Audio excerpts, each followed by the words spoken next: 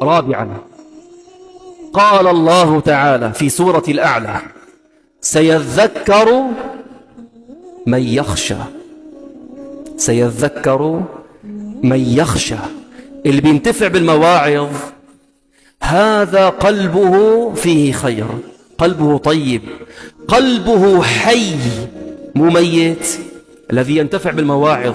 أما إنسان عم يسمع هالشي هذا وعم يشوف قدامه الموت وعم يشوف الزلازل وبتلاقيه للسماء عم يصلي ويعني مصر على معاصيه، هذا قلبه ميت والعياذ بالله. والله الذي لم يعظه الموت وهذا الزلزال وما يجري لن يعظه شيء أبدا ولو تناطحت الجبال أمام عينيه. اليوم نرى إقبالا كبيرا على المساجد، اللهم ثبتنا وإياهم يا رب العالمين. نرى إقبالا من الشباب، اللهم ثبت قلوبهم يا رب، اللهم اهد شباب المسلمين يا رب العالمين.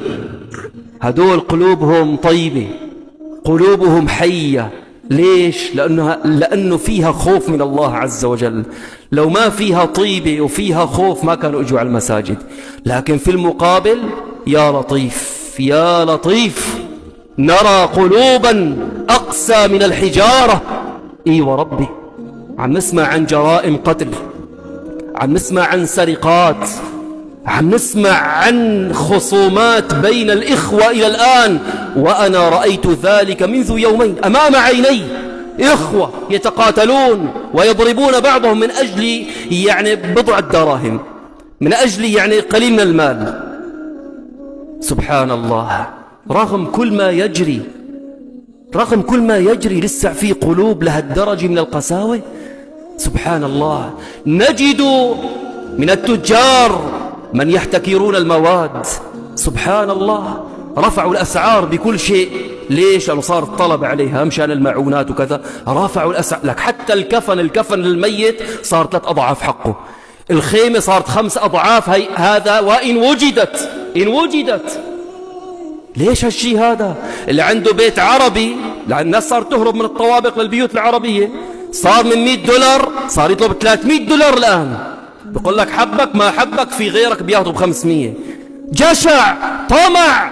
ألا يرى هؤلاء آلاف المباني قد هدمت على أصحابها ولم يخرج منهم أحد؟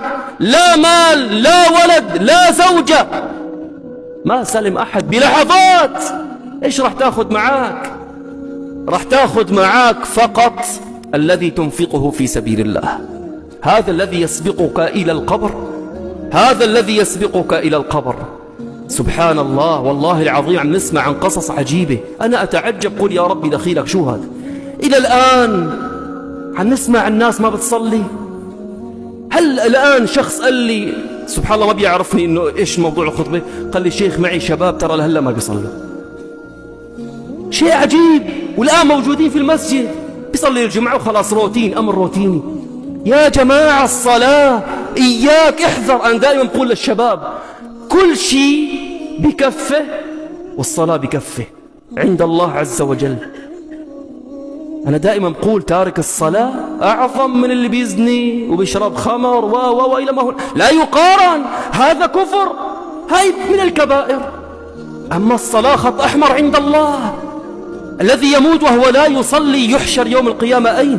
تحت لواء النبي؟ لا، يحشر كما قال النبي صلى الله عليه وسلم مع فرعون وهامان وقارون وأبي بن خلف. الأمر عظيم يا أخوان، الأمر عظيم. إلى الآن ما نصلي. فقط صلي يا أخي، ما مطلوب منك بس تصلي الصلوات ال5. الصلاة أعظم شيء عند الله تبارك وتعالى. احذروا عباد الله، احذروا، الله يرضى عليكم. والله العظيم الموت أقرب إلى أحدنا من يده.